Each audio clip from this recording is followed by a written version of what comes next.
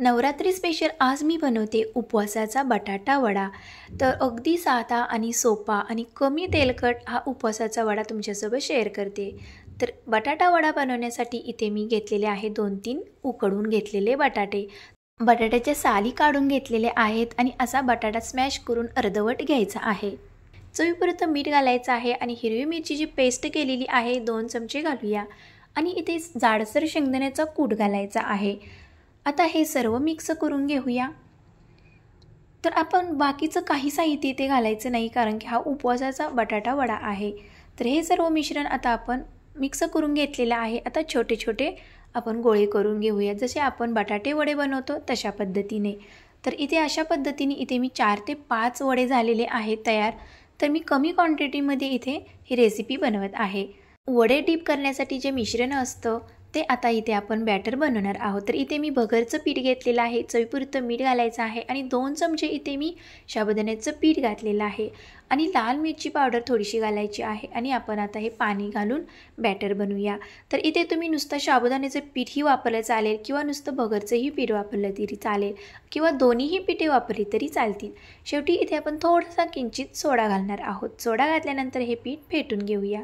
तर आता आपण इथे चटणी बनवणार आहोत वड्यासाठी। तर इथे मी सुकं खोबरं आणि लाल मिरची पावडर आणि चवीपुरतं मीठ घालायचं आहे। मिक्सरला पल्स मोडवरती ही चटणी बनवून घ्यायची आहे, थोडीशी अशी जाडसर। तर इथे आपली बटाटा वड्याची मस्त अशी खमंग आणि टेस्टी चटणी तयार झालेली आहे।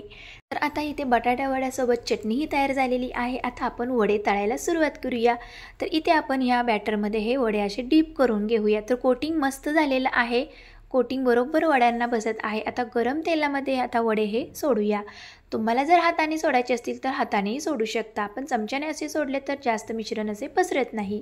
तर आता मी 2-3 असे वडे तळून घेते। तर हे साबुदाणा वरईचं पीठ असते त्यामुळे थोडेसे लागूही शकते खाली, म्हणून असं वरती तेल शिंपडायचं आहे। तेल वरती शिंपडलं की वडे सुटतात आणि वरचीही बाजू थोडीशी भाजली जाते आणि अलटून पलटून आपल्याला हे वडे खमंग असे खुसखुशीत किंवा कुरकुरीत तळून घ्यायचे आहेत। तर अशा पद्धतीने तेल शिंपडून खाली वरती करून हे वडे तळून घेऊया। तर बघू शकता कोटिंग बिलकुल निघालेलं नाही, कुठे चिकटलेले नाहीत हे वडे। तर मस्त असे हे मस्त टम्म फुगलेले आहेत। तर आता हे वडे काढून घेऊया। तर कलरही छान आलेला आहे गोल्डन।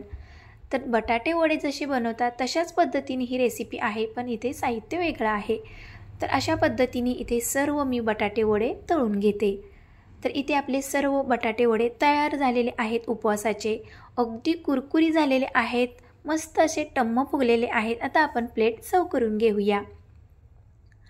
तर बनवायलाही सोपी आहे आणि साहित्य पण कमी लागते, खूप काही साहित्य लागत नाही। घरामध्ये आपण नवरात्रीमध्ये साबुदाणा आणि वरईचं पीठ आणून ठेवतोच, त्याच पिठापासून आपल्याला हे वडे बनवायचे आहेत।